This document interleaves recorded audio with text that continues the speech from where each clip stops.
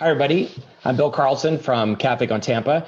We're continuing our online series, Café on Tampa online interviews. As you know, we can't meet in person because of COVID-19. So we're continuing the goal of educating the public and letting you all ask questions. If you go to the Facebook feed underneath while we're here live, you can ask questions and ask our speaker. Today, we're lucky to have the publisher owner of La Gazzetta, the nation's only trilingual newspaper, and the newspaper of Ybor and really politics in Tampa, Patrick Manteiga. Patrick, tell us about yourself and your paper. Well, thank you for inviting me on your show. I'm the third generation publisher of La Gazzetta. My grandfather, who's hanging on the wall behind me, he started the newspaper, Victoriano. It was started as a Spanish daily in Ybor City, 6 days a week with wire service from Spain and Cuba. And over the years, we added English and Italian during the 50s. My father got involved, became the second publisher, started focusing, originally my grandfather was focused on politics of Cuba, Spain, international politics. As our population got more rooted here, we started focusing more on politics of Tampa. My father passed away in 1998, and I took over from there, but I've been with the paper since 1983, so I've been here forever. And it's a great family paper. We serve Tampa's Latin community.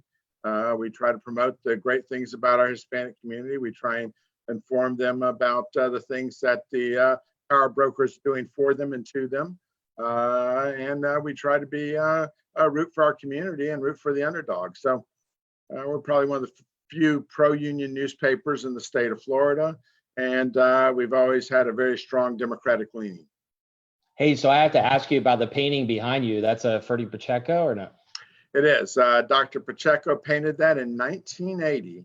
And it hung in his room where he did his art up until he passed away. And then his wife sent it to me. It was very touching. That painting was featured on the dust cover of Gary Momino and Tony Pizzo's book, The Immigrant World of Ybor City. Wow. I wish we could create a museum of his work, or at least an exhibit of his work. It would be great. He's got a lot of pieces here in Tampa. And when he passed away, that'll be 3 years ago now, something like that, we gathered up about 30 pieces of his work for a service that we did for him. And it was very nice, very enjoyable. Wow. Yeah. If any art people are listening, let's try to figure out how to do an exhibition. I think that would be very well attended. And tell us again when the paper was founded. 1922. My grandfather came here in 1913 as a lector. He came from Cuba, had a job waiting for him at the Morgan Cigar Factory. The workers paid him to read to them. And after doing that a few years, he decided to start the newspaper with the help of a Dr. Vallenata, who helped him finance it. And it was started in the back of Macalusa Printing Company on 7th Avenue, right where your new office is. The edge of your office was right where La Gazzetta started. Oh, wow. Right in the exact same spot? In that same set of buildings, there's a paver that has La Gazzetta's name on it right in the middle of that block of buildings, and that was the storefront. And he's talking about my company with my company hat on. Tucker Hall, we're a public relations firm. We're right on 7th Avenue now, 1308. And the reason why we picked that location is because Jose Marti gave one of his most famous speeches there.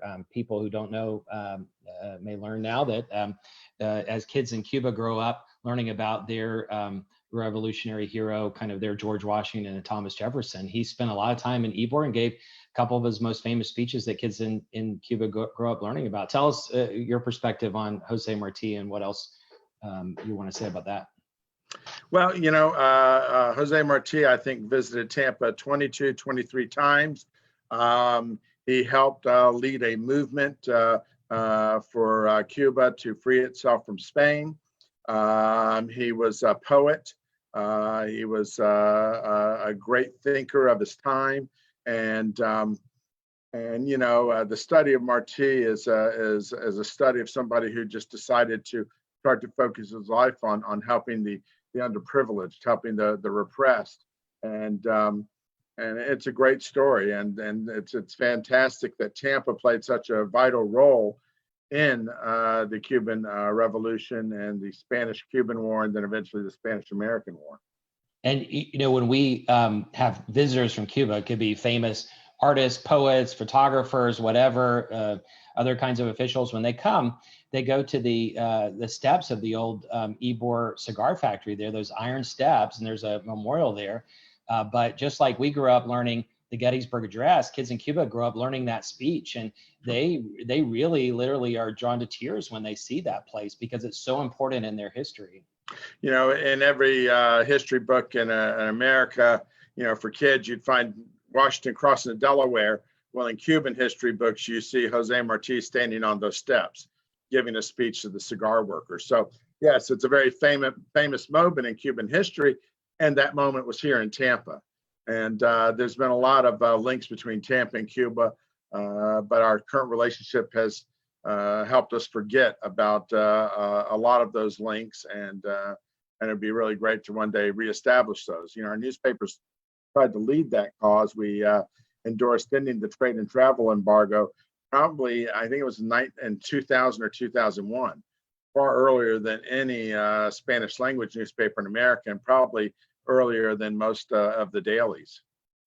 Yeah, and it's interesting. People talk about Miami being a Cuban city, but what I like to say is Tampa was a Cuban city when Miami was a little fishing village. I mean, we have such a rich history from the 1800s regarding Cuba and Spain and everywhere else. Were there other newspapers in Ybor before La Gaceta, and was it very competitive when La Gaceta was started? At one time there's probably 15 or 20 newspapers in Ybor. Ybor was an interesting place back in my grandfather's time. You had a real mix of people, a real discussion over the types of government, whether democracy, socialism, capitalism, communism. There was a real discussion over how we wanted government to relate to us, how we wanted business to relate to us as individuals.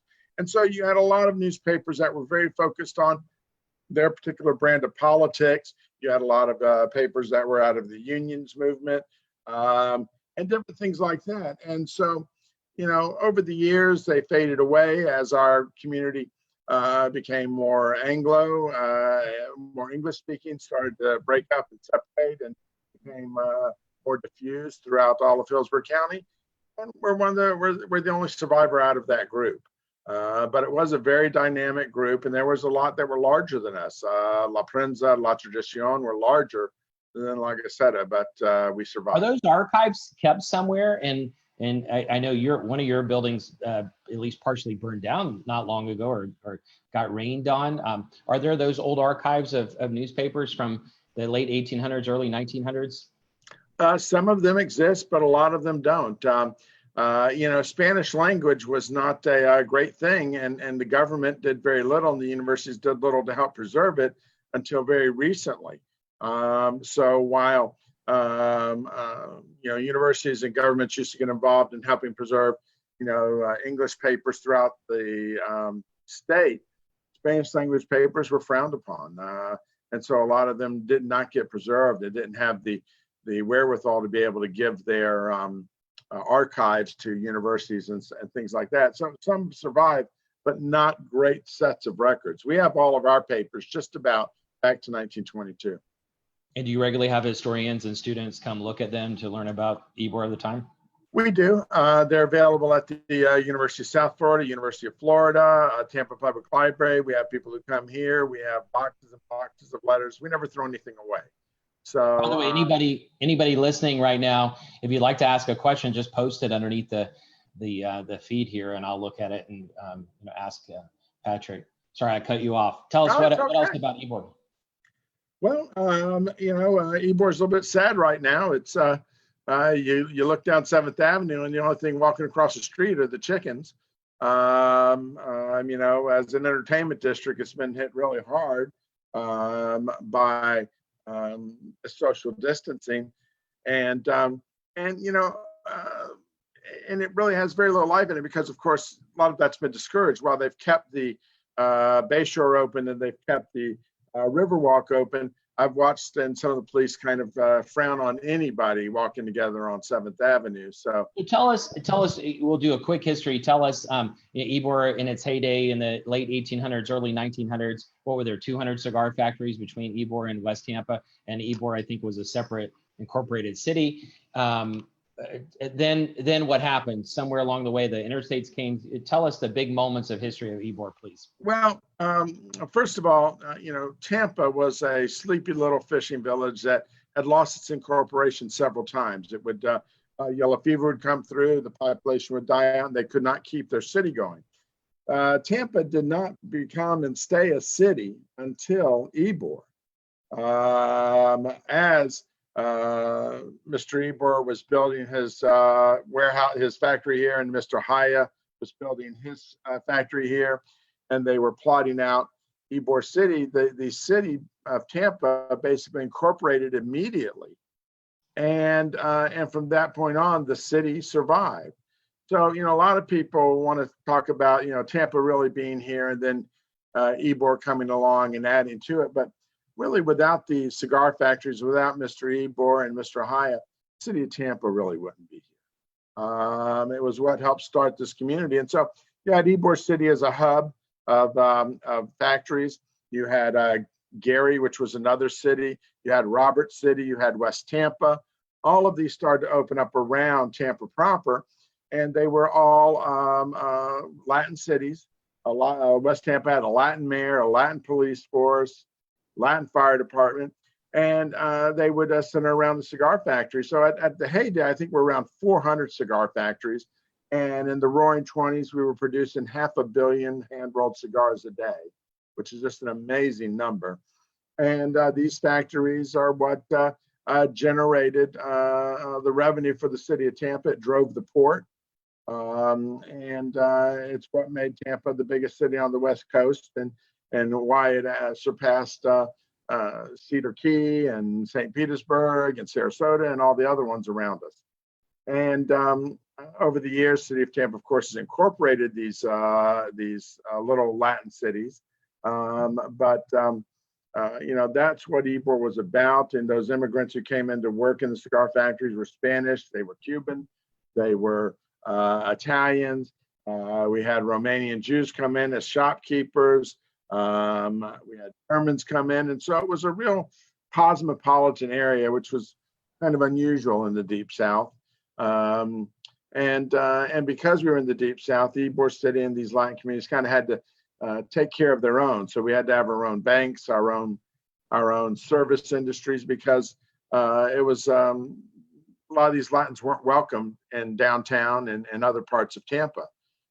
Even when my father was growing up, he would tell me there were signs in the spring up in Sulphur Springs that said no Latin, no Latin's dogs. It had the N word on it, allowed in the spring. And so he and a bunch of his friends would go up there on the streetcar, and they always went in groups. So if they got in a fight with the white kids, they could be able to hold their own. Hey, tell us real fast about the clubs. So they were part of all of that was that there was an Italian club, a Cuban club, German club, even the Marti Maceo. Tell us a little bit about that and how they worked. Well, when they built the cigar factories, the workers, they got a lot of them from Cuba, and they got a lot of them from Key West. They show up in Tampa, and Tampa's a hellhole. It's a bunch of dirt streets, alligators, mosquitoes. You got a white population. These Cubans are afraid that if they die, they're going to be left out for the vultures and not buried appropriately. There was nothing here. They had come from cosmopolitan areas like Havana, which was a huge city, and even Key West at the time was the largest city in the state of Florida. And so when they got up here, many of them just got back on the boat and went back. So the cigar manufacturers had to do something to try and keep that workforce here. And so one of the things they did was to start the clubs. The other thing they did was to provide housing and low-cost housing. So the club portion was to take care of the workers outside of work, to provide cradle-to-grave service. These clubs, for one low membership price a month, would take care of your doctor, your hospitalization. They would also take care of your making sure you're buried appropriately, had a headstone. And then they started to build up clubhouses so that you could have events there. And there was a cantina to play dominoes in and play cards and drink beer. And then they had gymnasiums, they had intramural sports, they had theaters, and they had ballrooms for Sunday matinee dances. So your whole life outside of the cigar factory started to be at one of these clubs. Circular Cubano for the Cubans, Central Espanol for the Spaniards, Centro Storiano for people from northern Spain, the Italian club, the Union Italiana for the Italians. You had Young Hebrew Men's Society. You had a German American club. You had Marti Marceo, which was for Afro-Cubans, and originally was part of the Cuban club and got split off. And so all of these had varying degrees of success, and the largest was Central Espanol, which at its heyday had two clubhouses, one in Ybor and one in West Tampa. They were huge, magnificent buildings. They had a full hospital, freestanding hospital, and they had a cemetery. And at their heyday, they had over 10,000 members. These clubs, if any of you watching haven't seen them, they're some of the most beautiful buildings in Tampa, and unfortunately, many of them are shuttered, like the Sicilian Club. And let's hope that somebody comes back and restores them one day. Okay, let's skip ahead. Time warp. The next big event that I know is the Interstate came in. So tell us what happened around that time. Well, you had two things right around the same time. They were building interstates, and you had urban renewal. And so the idea was that these interstates were going to bring new life into these cities. They were going to come in and people were going to move from city to city. It was going to be fast. It was going to be great. This commerce would help everybody. And the other thing was that urban renewal came along and we were going to tear down all the old and build it back new. Well, the interstates came along and they took out block after block of the housing stock out of Ybor City, out of West Tampa, out of the Black community. Completely wiped out the Black business district here in the city of Tampa. And they purposely located these interstates where the Anglo power brokers didn't own the property, where it wasn't going to mess up their housing stock, their parts of town. Urban renewal came and took out what the interstate didn't, with the promise of rebuilding it, but the rebuilding never happened. So after that, that and the combination of also the kids coming home from World War II, the young men who decided they didn't want to have this traditional way of living where you lived in the house of your parents and the house of your grandparents, and you had 3 generations in one house. They decided to start moving out to the suburbs. They moved out to Farrellwood. They moved out to Brandon. They went to the edges of town and they decided to have their own houses and move away. And so that just kind of gutted the life of Ybor City. And what used to be a community where you'd have 40,000 people, where there was 10,000 people who lived near or on 7th Avenue, and on a Saturday, the sidewalks would be full, became a ghost town. It became a town where there was a few merchants who hung on. Most of the housing stock had gone. People like Max Argentar, 3rd generation business, the Columbia restaurant, La Gaceta, Alencanto Cleaners, La Naviera Coffee, and a few merchants like that hung on. But Ybor had died until Mayor Greco came along, and the second time he decided to become mayor, and started to revive Ybor again. And okay, so before that, though, I remember the 80s, we had Cafe Ovo, Masquerade was there. What was happening during that time, like late 70s? 80s? Well, you had a little bit of the arts community start to revive it first. Rent was cheap. They would come in. The buildings were run down shape. We had things like the Artists and Writers Ball at the Cuban Club. You had artists living in lofts above 7th Avenue.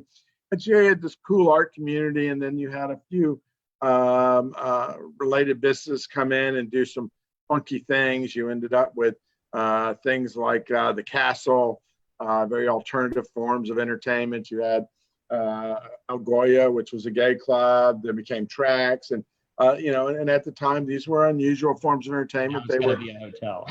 They were on the risque side, and Ybor was on the risque side. And then, like I said, as things moved on, that entertainment district started to mature, became less of an arts district. It became more of a district to make money off of liquor. So this is like the 90s that really started to convert. And I remember for a year or two under Greco, the 7th Avenue was closed. People could walk around, and I think there were too many underage people maybe walking around there, so they changed that.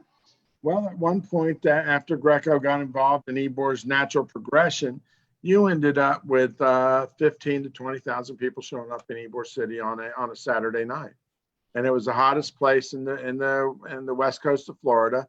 And so they would shut down the streets, and people would walk down the street.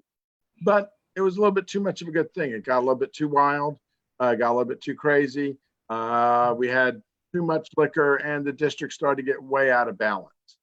And so, over since then, we've been trying to adjust it back. We've been trying to rebalance it so that you have a good feel between restaurants, entertainment, nightclubs, bars. So how would you describe Ybor? How would you describe Ybor in the last 5 years before COVID-19 hit? What would you say is happening right now before this crisis hit? Well, I think Ybor has been maturing into probably the best walking district in the area. A place, downtown you can live and walk, but Ybor's close. It feels comfortable. It's a place where you know your neighbors. And so we've added a lot of housing. We have a good diversity of businesses on 7th Avenue and other places in the district. And it's really matured back into the kind of city it was 100 years ago, where you had places to shop, work, eat. And so it's really matured very well. So let's say that you were king of Ybor, or mayor of an independent Ybor. What would be your vision for Ybor? What would Ybor look like in 20 years? Like it does today. I think with Ybor, preserving its look is very important. I think we need to add new construction where we have vacancy, but I think we need to make it blend in. I think we need to not overshadow our cathedrals, which are the buildings, the old social clubs, the Centro Español, the Italian club, the Cuban club. I think these things should be the main focuses of Ybor City. I think that we need to continue to create diversity here. We need to continue to not go the wrong direction and take out too many shops or too many bars or too many restaurants, so that this place becomes a dead area where you just have people living and you really don't have any life and activity. So trying to find that balance, I think, is what we have to work for. I think it's the same problem you're going to have in places like, Hyde Park, Soho, the same problems you're having up in Seminole Heights, Tampa Heights. The success brings traffic. The traffic makes the neighbors upset. The neighbors want to get rid of the traffic. The reason why they got there to begin with was because they wanted those eclectic shops and the restaurants and things like that. And so we end up with this real tug of war of if we kick all those places out and we have calmer streets, we no longer have the neighborhood that attracted us here. And so. So tell us, we've got a bunch of political people online. So tell us about the newspaper again. One of the questions we got was, are you being hurt? Is La Gaceta being hurt the same as other newspapers? And how are you all faring through this? Well, we're doing better than the Times. And I feel for those writers over there. And I feel for the people over there. They're really getting hurt. We're probably down 20, 25%. We've qualified for a PPP loan, so that should be able to get us through this. A lot of our business comes from legal advertising, and so there's still people getting divorced, still people dying, needing notice administrations. There's a few foreclosures here and there. So we're getting that. Of course, we've lost all restaurants and lounges. Most of the staff works here. We have 2 people that work remotely, but there's one time a week where we all have to kind of all come in and to finish the proofreading and processing the paper. But we're still getting it out there. We have our readers that are very happy that we're still getting it there. We're in a world of a lot of change. We're trying to keep it the same here at La Gazzetta. And you've resisted going online. I know you have a little bit of your content online now, but mostly you're providing your content through the print edition. Tell us about that. Right. Well, a lot of newspapers have experimented with online. Very few papers have complemented their print with online. There's been a few. Most of them are national. Most of them end up, but I see a lot of them that have gone from print to online and never achieve what they used to be as a print newspaper. We resisted. We want to maintain our print. We have been exploring recently, doing a little bit more with the online. And if we come up with an online paper, it will be a paywall to get to it. It's the only way we think we can do it. I think that it's worked out well for some people. I think Tampa Bay Business has done a good job with their online stuff.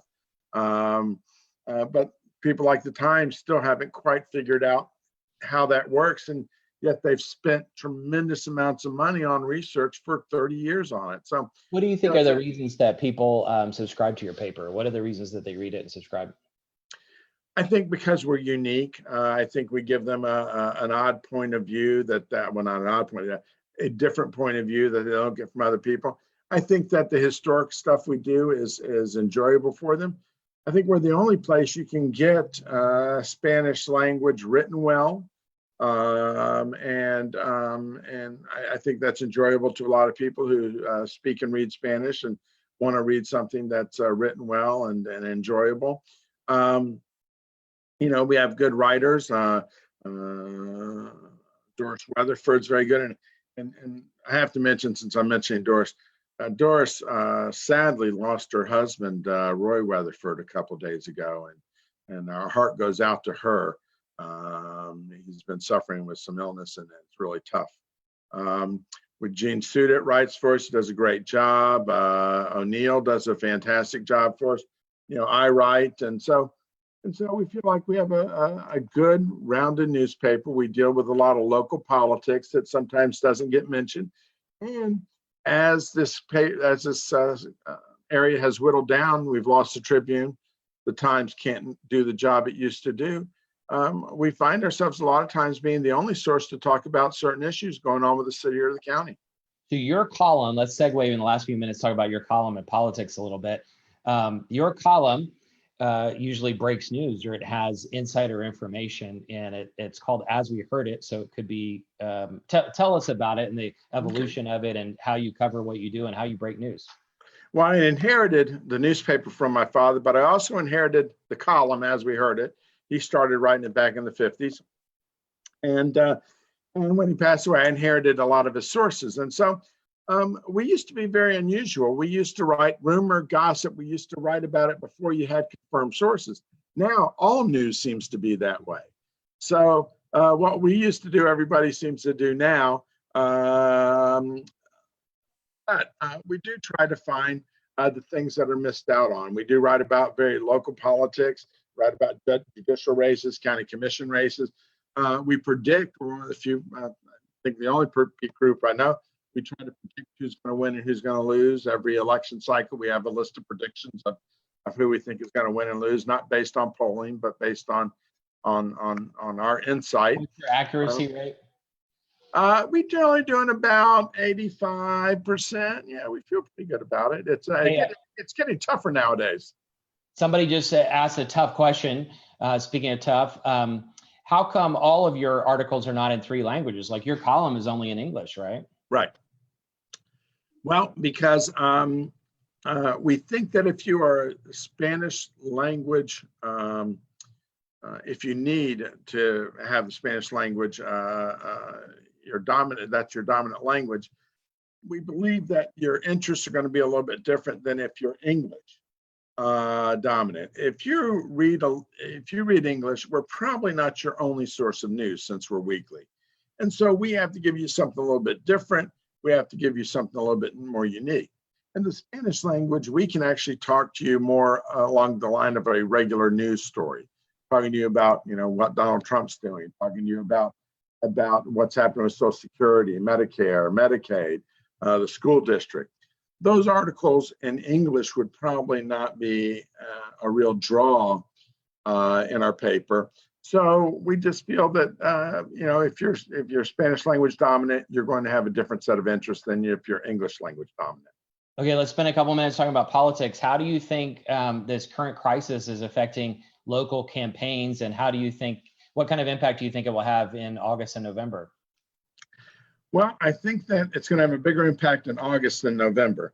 I think that a lot of people are going to be looking for having vote by mail ballots, but when they receive their ballot and they see a bunch of names they don't know for county commission, for these constitutional offices, for judge, for school board, I think a lot of those people are just going to throw away their ballot and wait till they get one for the president. And so I think we're going to have a little bit of a downturn in voting. I would have expected somewhere around 180,000 turnout.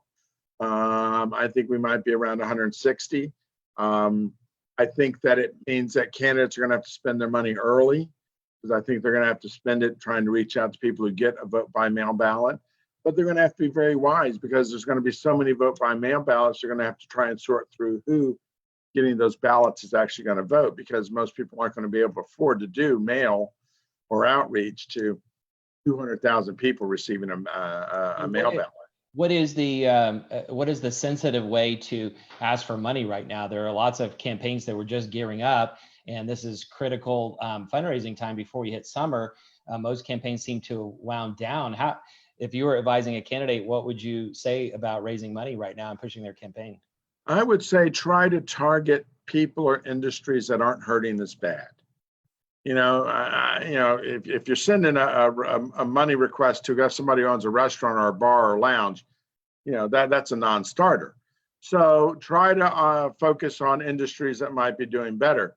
Construction industry, architects, engineers, lawyers, medical profession people. All of these are not necessarily hurting for money as bad as some of the other professions. And so I think that you have to be a little bit more targeted in who you're reaching out to. I don't think you necessarily have to be overly sensitive. I think it's kind of odd to have a fundraising letter that has, 5 lines about the coronavirus and then says, and then write me a check. I think you just need to get to the point about, we have a democracy. We need to preserve our democracy. And I think I'm a great candidate. And please write me a check if you want to support me. So one comment was about how much does this current situation help incumbents? Will incumbents have a big edge? Incumbents are people who feel like incumbents will have a better edge, yes, especially in the August election. I think in November can be a whole different story. I think that's going to be an election based on party. But I think in this upcoming election, I think that if you look like an incumbent, have better name recognition, if you're trying to build name recognition through this election process, it's going to be tough. Even if you have money, nobody cares. Nobody wants to listen to you. And once we stop this shelter in place or safety in place, you're going to have a tremendous amount of people in July and in August who are going to want to be at the beach. They're not going to want to be opening up political mail or opening up political email. So it's going to be hard to get people to focus back on politics until we get to presidential time. Are there any trends or new items that you want to talk about right now? There are several people that have jumped and switched races and jumped into new races. Anything you want to say about that? We had a flurry of changes in judicial races. Gary Dolgen moved out of a race that had been really busy, and there were some women in that race, and so he's decided to run against Greg Green. And there's another man in that judicial race. So you have 3 men there. Ashley Ivanoff had jumped from one race where there was a woman appearing to want to run just against an individual man, ended up in Nick Nazarian's race, and then decided she wanted to jump one more time. So she went to Judge Michael Chauncey's race, who's been giving stellar service. So he's out there now having to raise money and build a campaign, and ended up with this unexpected challenge. So those little changes in the judicial races have been somewhat interesting. And then this week we had another big announcement with Cindy Stewart deciding she wanted to run against Kevin Beckner for the Democratic primary for tax collector. I'm sorry, not tax collector, clerk of the circuit court. And so that's interesting. Kevin Beckner looked like he was going to walk away with it. At one time, when Pat Frank went to retire, Les Miller decided to run for it. He then pulled out. So then Kevin jumped in. There's thoughts that perhaps Sandy Merman would jump in. She never did. And so now Cindy Stewart's decided at this time to jump in. And so you're going to have an interesting Democratic primary. And what makes it even a little bit more harder to figure this out is that, well, Beckner has more money than her at the moment and is run countywide. Of course, Cindy Stewart's a school board member, and she's run a couple times, not countywide, but in a region. But these Democratic primaries have a lot more women voting than men. And so, you know, is gender preference going to play a big role in this? And is being a woman going to be an advantage? And so it's going to be real interesting to see how that one works out. Do you have any analysis or predictions on the county commission races? Well, you know, I think that this race for the Black district has gotten very interesting. You have 4 Black candidates, and all of them seem to have their own little set of name recognition and their own advantages. But all of a sudden, you've had, I think it's Ray Fernandez jump in. What?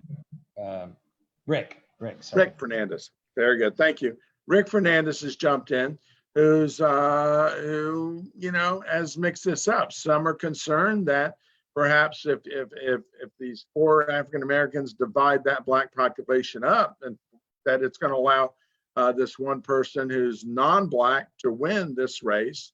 It's a winner-take-all primary if they're all Democrats, unless it ends up being a universal primary because we don't have a Republican jumping in. And so if that is the case, we could risk losing the only seat on county commission that an African American has held since the days of Reuben Padgett, who just passed away. And it would be tragic, I think, and it would be bad for our community to not have that diversity on the county commission. What percentage white is that district? You know, I think it's like 45%, 42% Black. So it's majority. It's not majority Black.